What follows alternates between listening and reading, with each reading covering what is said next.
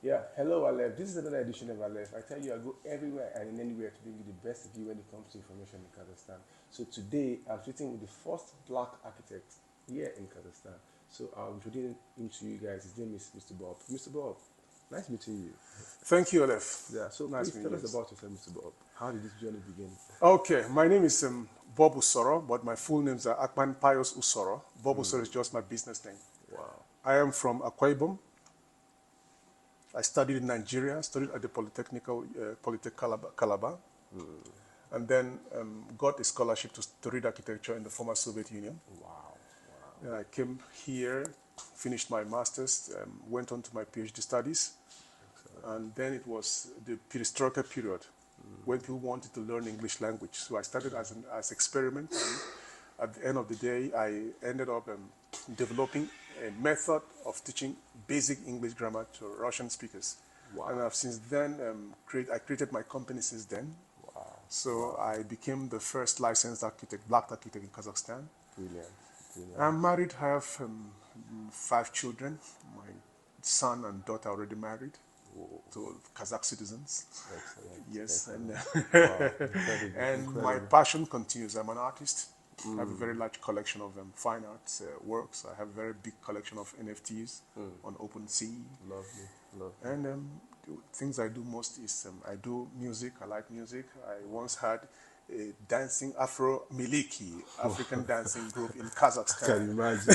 Yes, That was how yes. many years ago, sir? So that's about some 7, 8 years ago, from 2008 to 2011. My Afro Miliki was dancing at occasions here. Wow. Because it Wow. was the possibility to engage young Nigerians who came here without a job. So when I had the possibility, I could just rent a flat and put them there. And I bought drums and I said, hey Wow. guys, Come come around. around, start dancing. We'll go and dance in the occasions, things like that. So before you know what's happening, after 2, 3 months, I've got a group of people dancing and playing drums. So I put on advertising and then they start calling us and we move out. Wow. Excellent. And we dance. So I engaged some guy. It was a nice opportunity. Nice. Yes. So how long have you been in Kazakhstan? I've been in Kazakhstan since 1986. I came to Wow. the Soviet Union in 1985. Yes, I've been in Kazakhstan since 1986, yes. Wow. So how's the experience been so far with you here? Well, it's been very interesting. As I said it is not the place that beautifies the person, but the person that beautifies the place. So actually, it was we had very good times, and we also experienced hard times, especially during the perestroika, when the socialist system collapsed, and the society had to be transformed to this what you call now capitalism. Going through that moment was actually very difficult. Wow. We went through it, and it's actually the difficulty of the perestroika period that actually opened opportunities for me, because in an attempt to pay for my PhD studies, because they told me after the collapse of the Soviet Union that the scholarship was no longer tenable, so I had to pay. There was no business for us again as foreigners, so I decided to rather drive a taxi. Wow. One day, my taxi broke down and there was no possibility to tow this taxi to my hostel. So I invited friends I had met earlier to help. So they came, they towed my taxi to the hostel. And they told me, hey, Bob, we want to go to New Zealand. You can speak English language. Why not teach us English language? So out of gratefulness, gratitude, I said, okay. So I started just teaching. From there, it went on. It became a business. Wow. And since the idea was, how do you teach people fast? It was like experiment. So after some years, I discovered I could, within just a period of 2 months, prepare someone to go for interviews in English. Here in Kazakhstan. In Kazakhstan, because new companies were emerging. Many of the Russians want to leave for New Zealand, for Canada. They want to take IELTS. So the idea was, I was not having the 1 year, 6 months to prepare people.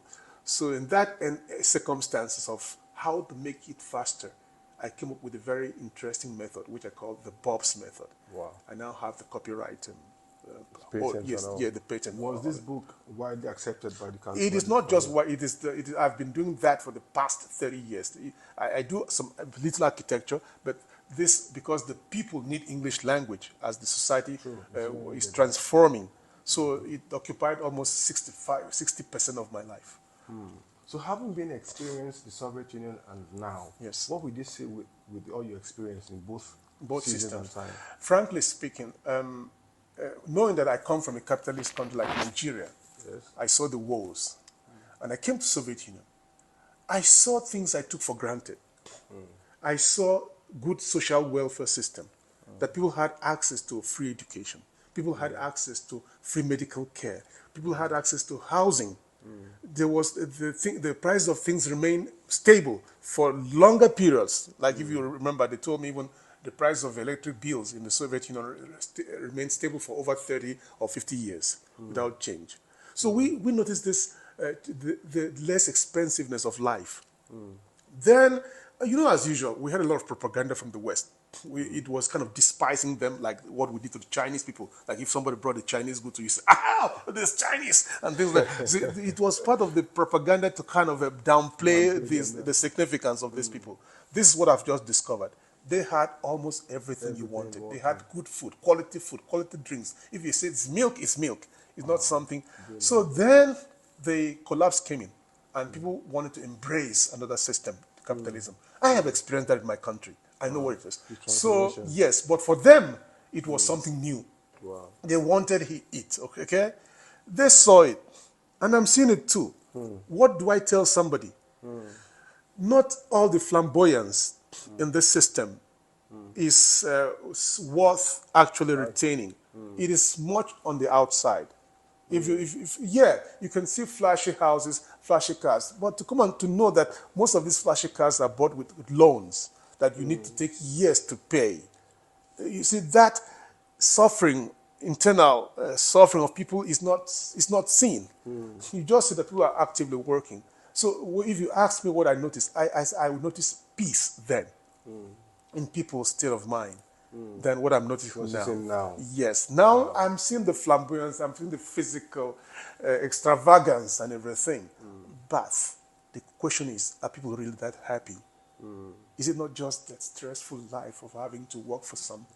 It's just like, I come from such countries where they tell me it's owing the IMF. And then the IMF come to tell you, oh, you have to increase your fuel price for you to have enough money to pay your loans. And what happens to the people? It's hardship to the people. And that will continue for decades. And we're noticing the same thing here now.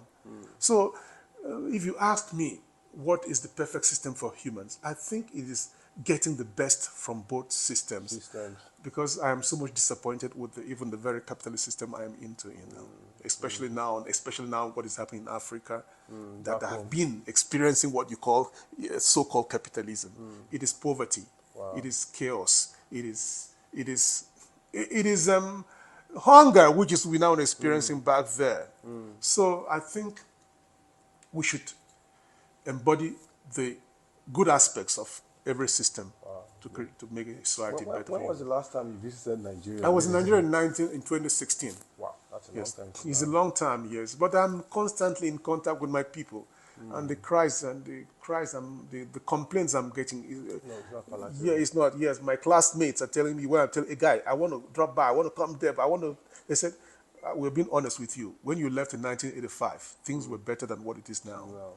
And no, with the internet, of course, we have access to what is happening back there in Nigeria now. So the systems, I think, there's much of propaganda. Because if China was not that strong, China would have also fallen victim to that propaganda that, oh, you are nothing, you don't have any quality. But look at China today. Almost every goods in any household in this world is from China. They just went straight to improve their production base.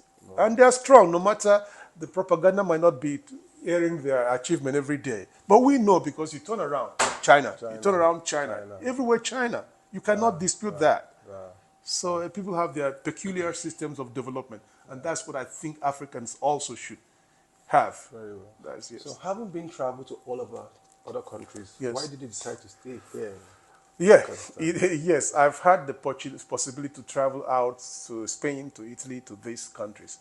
And I told people in the past that I would not want to go to any country and go there as a laborer or washing plates or doing some menial jobs, right? That if I should go to any country outside, that either I should be invited on scholarship or I should be given a proper employment and not just going to suffer that or going through ships like through Lampedusa and all the stuff.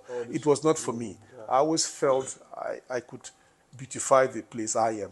I'm not expecting that place to beautify me. So that was my kind of That's person. why you decided to stay there. I just felt I could manifest myself wherever I find myself, yes. Wow.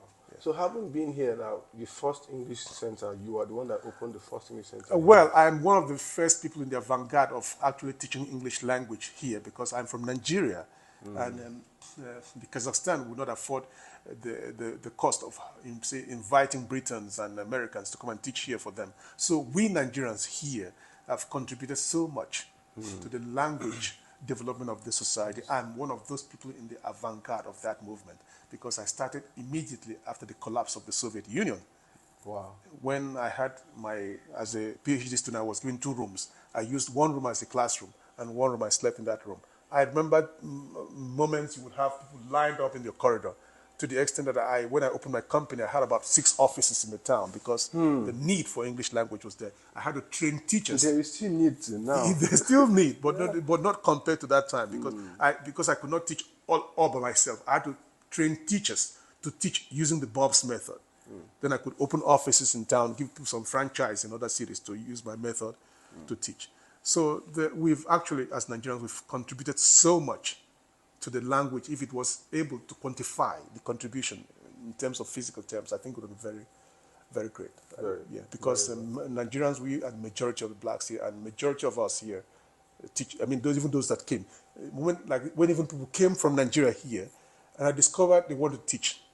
I would have a seminar with them in my office, teaching them the things they should know. That when you want to teach classical English, you have to get to know tenses.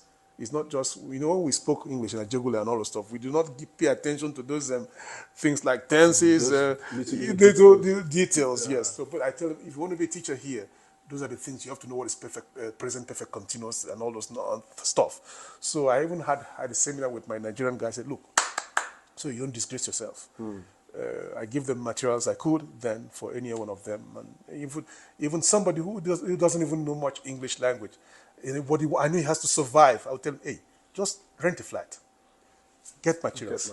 Start teaching. Once you start teaching, you're going to develop again. And I'm very surprised. Most of them today, are doing very well. They were not so good in English as at then, but now over the period of time, they have improved even their English languages. Wow, it's very good that you're willing to pass on this knowledge to Yes, that was Mr. Bob, I want you to tell, because lots of Nigerians are coming in and really don't have good information about this society. So what are your advice to Nigerians in diaspora, because people will be watching in other countries? So just tell them. Yes, I know because of the difficulties now that we have now in Africa, many people want to come to this country. Yes. They said, do unto others what you yourself would like others to do unto you. My close relatives, I tell them categorically not to come now. Okay. Because things have changed from what it used to be. And what it is now. Yes. So I told them this is not what we met. Okay. Nigerians were not used to working on building sites or restaurant washing plates. But now it is now fashionable to do that to survive. I wouldn't want you to come to this country for that. So things have actually changed. My close people, I would say, if it's possible, don't come. But if you think that's just the only way out, well, I can't stop you.